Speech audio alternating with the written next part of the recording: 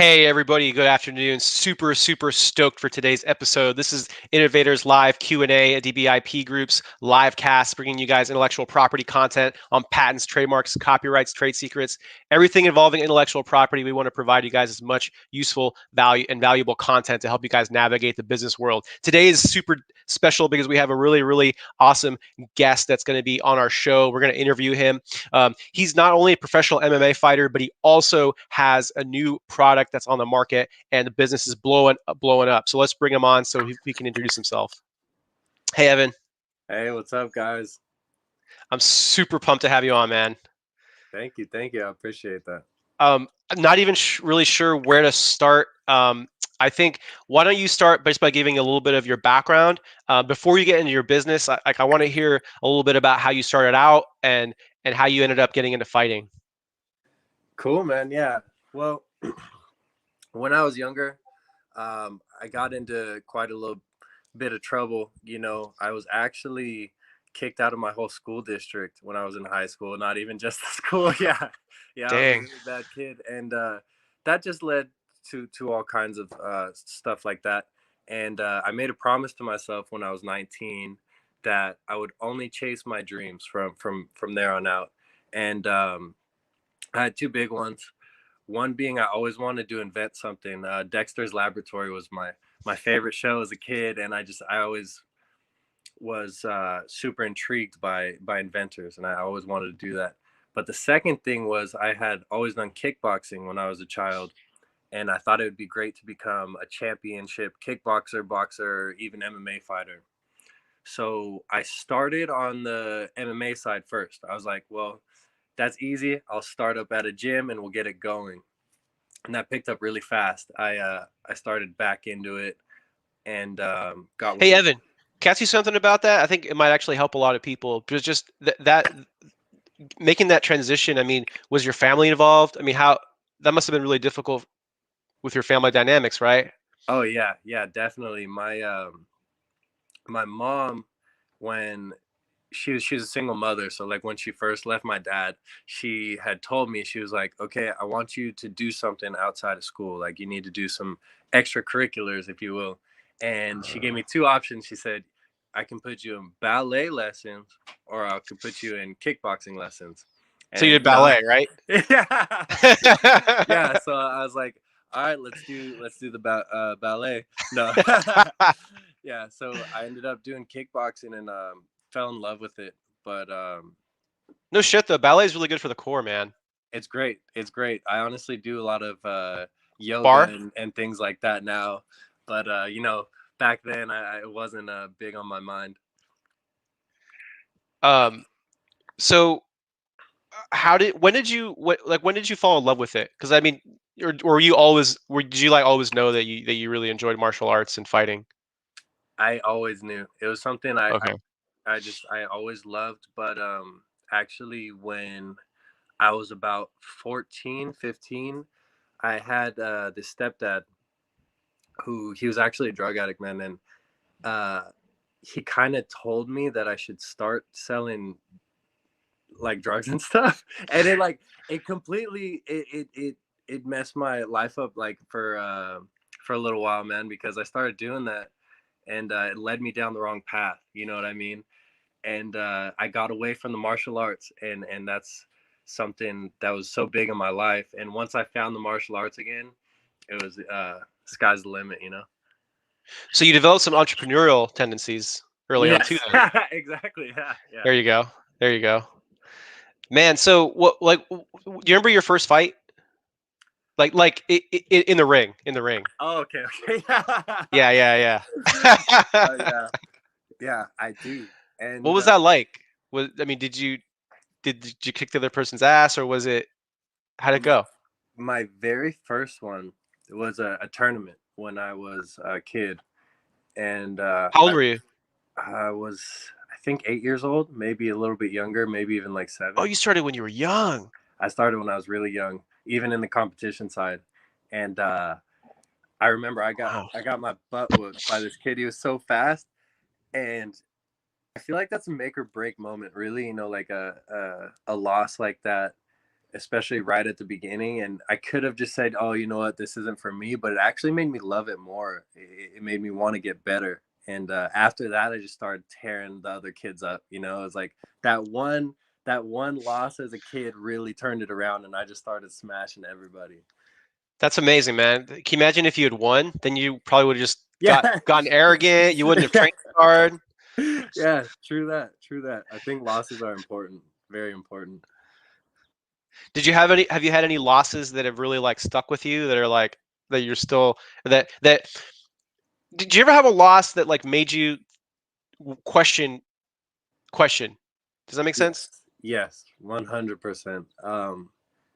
My very first pro MMA fight, I had gotten a little bit arrogant because up until that point, I was just beating everybody as an amateur, and I had torn my ACL and MCL in my knee, and I had also torn my shoulder.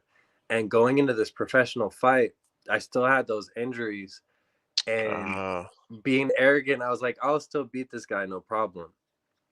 And I ended up losing that one, and it still bothers me to this day because I know that the reason I lost is because I went in there with no preparation. I wasn't really training. It was all arrogance, you know, and it You went really in with the bugged wrong me. mindset.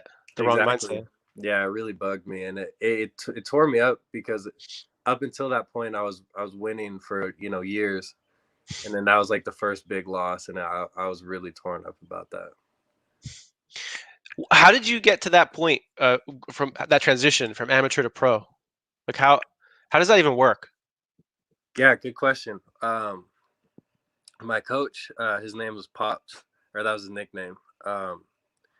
He brought me up as an amateur where I thought I was already pretty good, but How old were you when you started fucking with him? I was like 20. I was about 20. 20 years old. Yeah, cuz yeah, I was about 20, and he from the ground up molded me back to like the basics, right? Cuz you get to a certain point, you think you're good, and he just tore it all down. He's like, "Nope, nothing you're doing is right," and started building me up from the ground up. And What basically, was the first thing that he was like? Was it like form? What was the first thing that he was like? Wait a minute, Evan. Like we got to fix this. he's Do you a remember that? yeah, he would always talk a bunch of shit. So yeah, he said you're punching real faggy, you're a little powder puff. Like he's like, yeah, he's like On the calling me punching. all these On the names, and yeah, he was like, wow. he's 80 years old. He's this old man, very old school. He's like a Marine, and he's like very small old man, and he's just like talking all kinds of trash. I don't know if you've seen the Wow. Rocky movie, but he's kind of like Rocky's first trainer, Mick, in the first Rocky movie. It's funny, Oh but they man. kind of dictate when you go pro. Like if you're winning all your amateur fights very easily, your coach is the one that'll turn you pro because they get a license that they're able to do that. Oh, so they have a lot of power. Yeah. Yes. Exactly. Yeah. Okay. Okay. So how does that work? The economics of that. I mean, so you pay them? They have some hourly rate, or how does that work? They take some percentage of earnings, or it just varies across the board depending on who the coach is. Man, it does vary. It does vary. Okay. Great question. So, um, at the professional level, a lot of coaches, especially top level coaches, they'll just take a percentage of the purse. So, like whatever you're getting Okay. paid during fight time. Got it. Now, a lot of the new school coaches that are coming up, especially if you live in a place like California where it's hard to make a living over there, they're gonna charge every time you guys train, like $50 an hour type of thing. So it kind of varies not only with coach to coach, but even where you're at, depending on if it's a Geographically. yeah, geographically. Wow. Oh man. So was there like a conversation when your coach was like, "Evan, it's time," or was it? It was after my last amateur fight. I had just gone in there for like 15 seconds, and I was sick. Actually, I had a fever, like a real bad fever, and I was sick, and I was like, man, I'm just gonna have to take this dude out quick. And the fight only lasted 15 seconds, and then after that one, What was it? Was it kick, punch? us, yeah, punch, punch. And yeah, he was like, enough of this. Like, you need to start getting paid for this. You're just gonna keep running these amateurs over. Man, was it a body hit? Uh, it was one to the body, kind of like folded him over a little bit, and it dropped his hands just enough to get it over. Wow. Yeah. And so after that, that was when your coach was like, Evan, you got to move on. Exactly. He kind of told me, kind of thing. He's like, enough of this. Like, it's time to go pro. And on the fighter side, you're always waiting to hear that. So I'm like, yeah, let's go. Like, let's do it. I've been Oh, we got a waiting for you question to say here. that. Yeah. My Vang 3 has a question. Mvang 3. How long do you plan on fighting professionally? That's a good question. That's a great question. As long as you can. Yeah, I don't know. yeah. Seriously, I kind of made a date for myself. I told myself after 35 is kind of when fighters, start tapering off as far as like their health, and that's like my limit. I'm gonna go to about 35. I'm 28 right now, so I have about 7 more years. Yeah. Yeah, and so it was actually really interesting that that question was asked because it kind of transitions us to, y- so not only have you had an incredibly successful fighting career, but you've also been able to tackle the second thing that you really wanted to do. Can you talk about that just early on? We'll definitely get into the details of your business and what you invented, but I'm really curious to hear about how that even came about.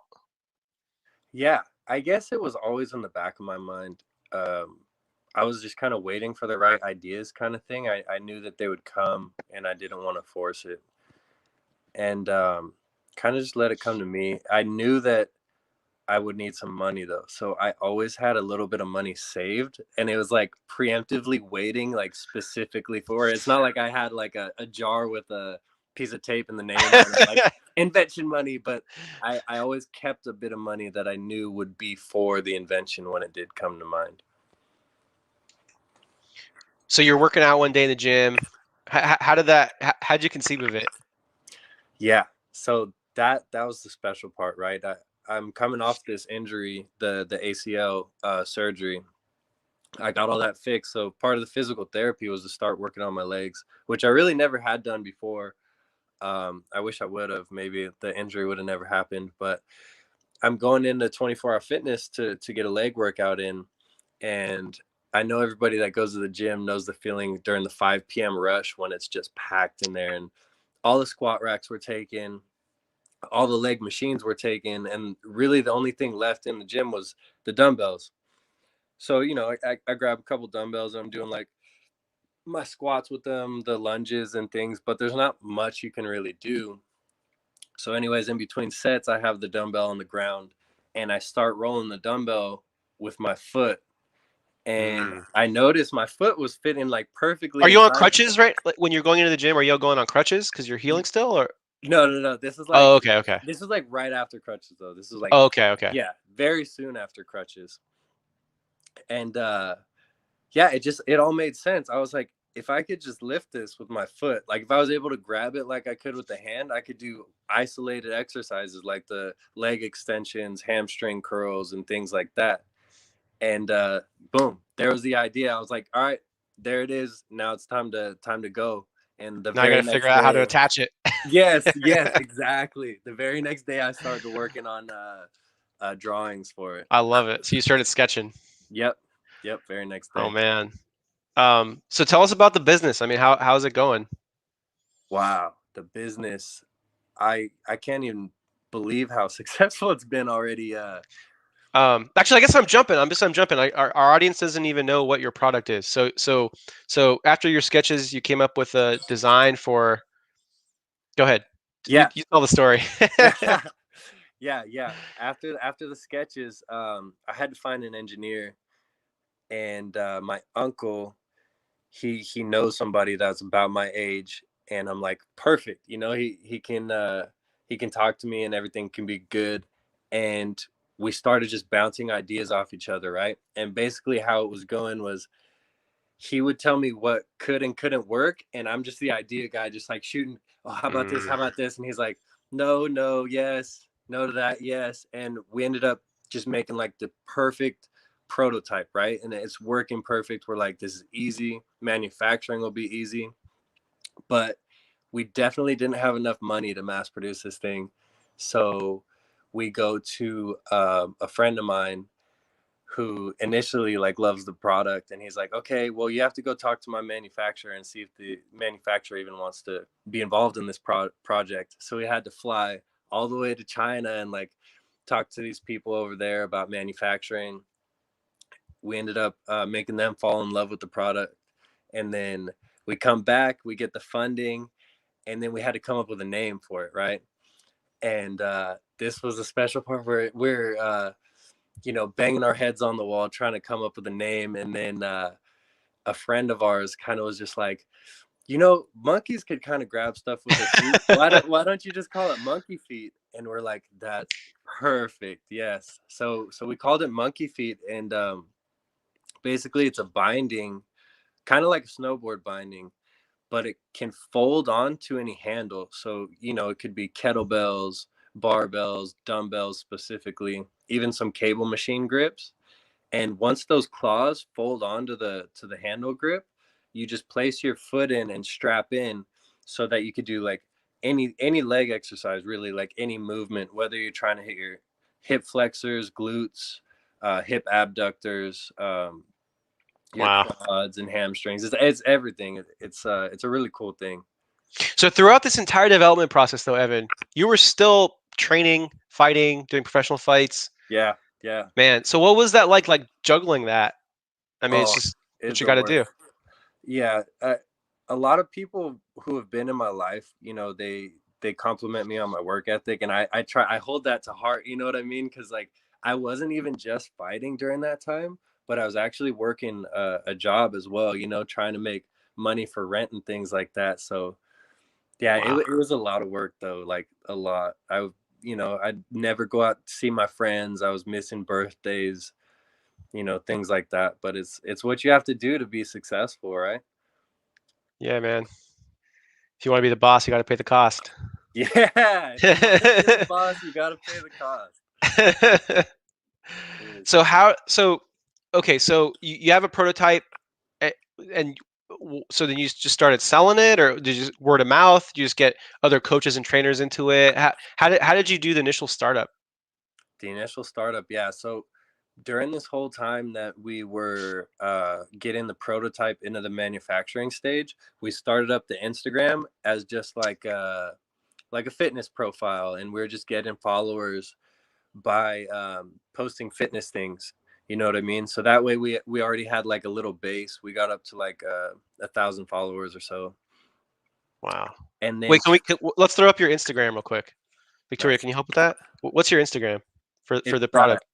Animal House Fit. Okay. So yeah, just exactly how it's spelled, or it's spelled exactly how it I sounds. better follow you. I'd be hella embarrassed if I don't follow you. Yeah, our Yeah, yeah. followers, Or our no, I don't followers follow are you, growing. but I'm following you now. That's what I'm talking But I've about. definitely seen it before. Yeah, yeah. Let me see if Sorry, I I can gotta put throw my it up phone there. on the charger real quick. Oh yeah, yeah, yeah, yeah. Go ahead, go ahead, go ahead. See if I can.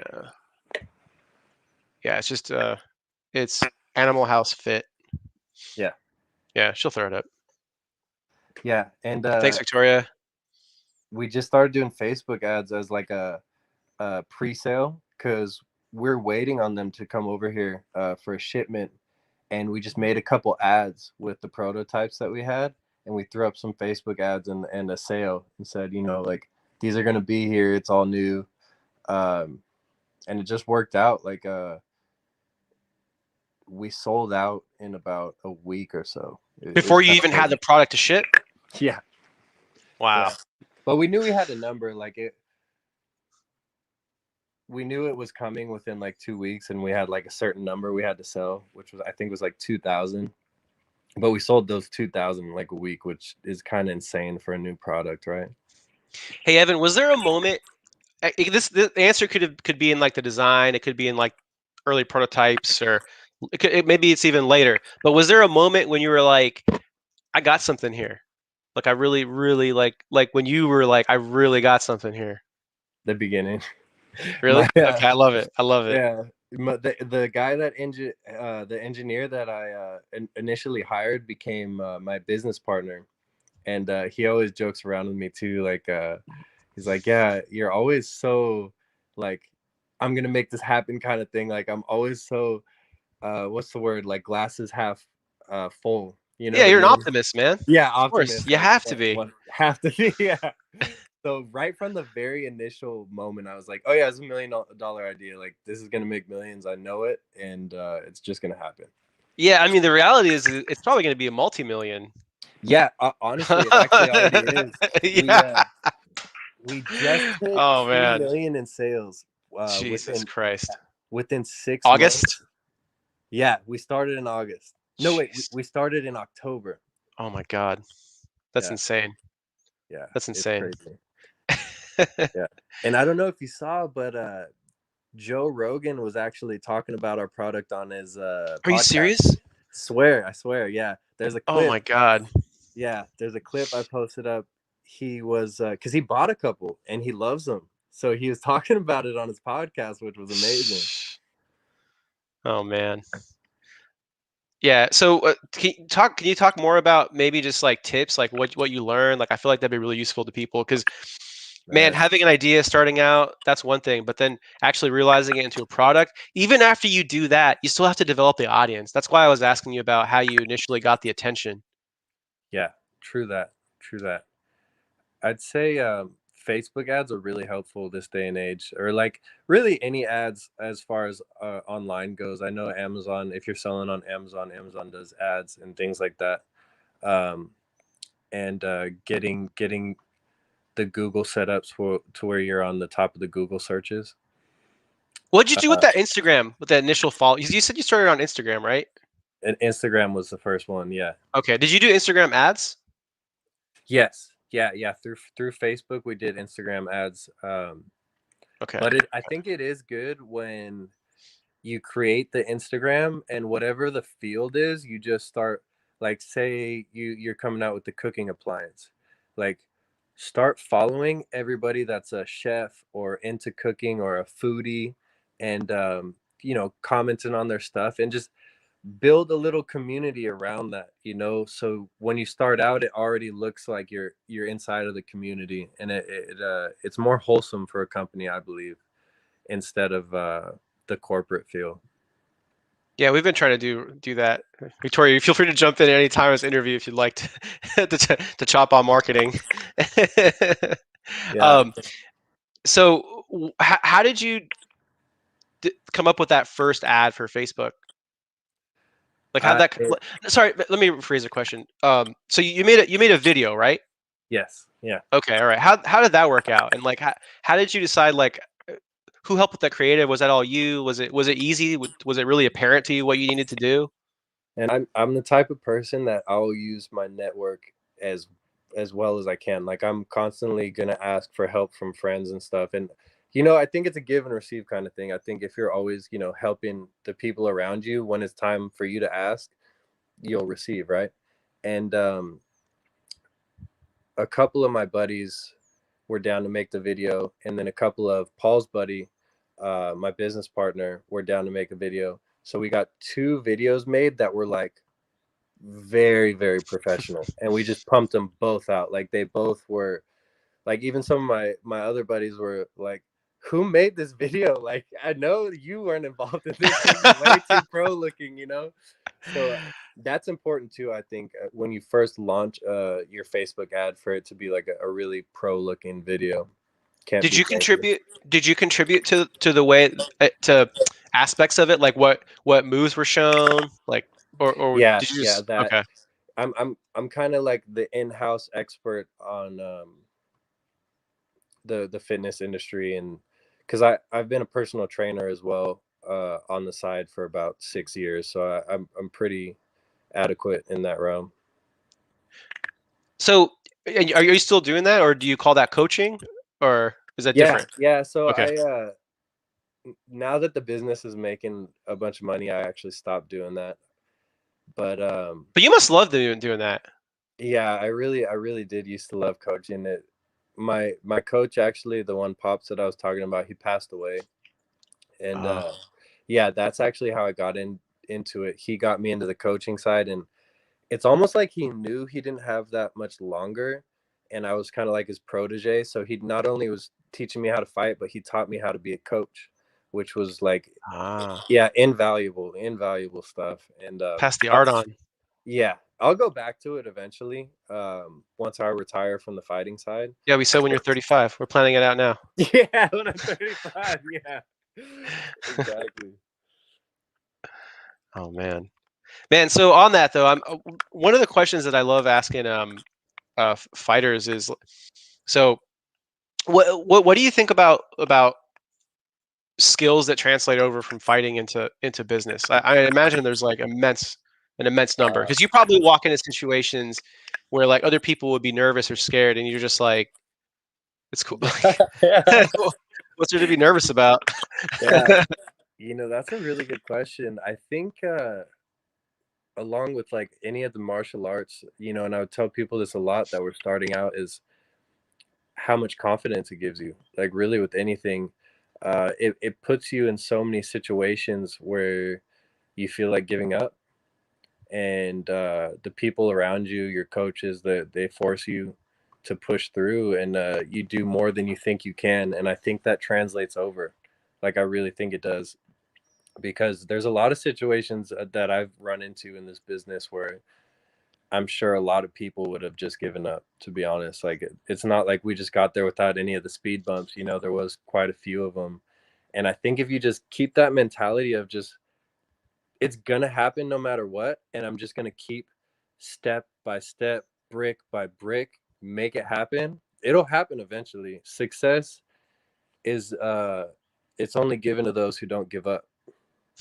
Dang, that's it. That's the message right there. I Yeah. usually I usually ask for that at the very end of the interview. Yeah. Nice.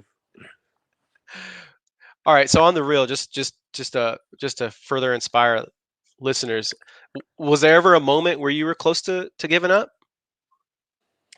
Uh, I want to say there was, but I don't think there was. No, no. I That's awesome. there was times where it was really tough, and I thought there was times where I was doubting if it was gonna happen or not. Like I was like, Mm. how am I gonna do this? And I'd sit there like, how are we gonna make this work? Like, oh, it's real tough right now. But I don't think there was ever the give up in my mind. Man, see, this is the winner mentality, though, Evan. I'm telling you, it's Yeah, not yeah, it's not like if it's gonna happen, it's when, right? yeah, yeah. Yes, yes. Yeah, I love exactly. that. I love that. Oh So when you man, were when you were starting your business, did you run into any stuff that, like, real big speed bumps that made you feel like you were gonna quit? 100%. I mean, I feel like I've been working on building this business ever since I started, man. I mean, I knew I always wanted to have my own business, um, but like anything else, I mean, you got to figure out how to deliver value. Yeah, So I kind of view my first part of my career as developing the skills so that I could deliver value. And I spent quite a long time with a firm. I mean, you met them. You visited that old office. yeah. That was But a having beautiful office. yeah, it was really nice. But Yeah, like having the courage to leave there at the end, like what I realized, like it was all in here, man. It's all mindset. It's all mindset. yeah. Straight Um, up. and then like once you make the leap, it's like you're in it. Like, Yeah, it's freeing, but right? yeah, but Evan, it's kind of like you're saying, like if you hang out with optimists, sorry, if you're an optimist, people come to you, right? Because they want to be around that energy. Yes, one Di- hundred percent. People don't want to interact with people that are always telling them why something isn't going to happen or what the roadblock is, right? People want to be around the people that are like, no, we're going to get there. We just got to figure out how. Yes, yes, yeah. It's a very magnetic energy to be around, and I'm kind of the same way. If I'm being honest, like I specifically won't hang around people that are negative, like you said, like, because it once you know that, it's almost like they're gonna, you know, bring my energy down here. So why would I even want to be around them? Exactly. Exactly. Yeah. 100%. Yeah, and then I mean, really interesting time, and like I was really lucky in that like I started right before March. Sorry, I mean I started in January, but it was before everything shut down in March, right? Yeah. Um, and it's really interesting this how we talk about Corona a little bit, but I mean I know that a lot of people are trying to figure out how to set up workout gyms in their homes, and like your product is prime for that, and it's Man. all e-commerce, sell online. Um, so yeah, I mean I'm just also hearing about timing and how that affected you. For us, I would say that we weren't as affected in that we always knew that we were gonna be able to collaborate and work. I think at least in some capacity remotely. But what it did for us was that it just forced us to go from working remotely 100%. Yeah. Um, but we have a lot of interesting tools that we got into. I mean, Discord. We use Discord on the daily, Nice. which is now in the news and everybody knows about it because Yeah. Microsoft just put their $10 billion bid for it or whatever. Yeah. Um, but that's been a really useful tool for our business. Yeah, I feel like Corona just forced a ton of businesses to just jump 10 years forward. Change. I mean, it's going to change the way consumers consume forever. Yeah. 100%. Yeah.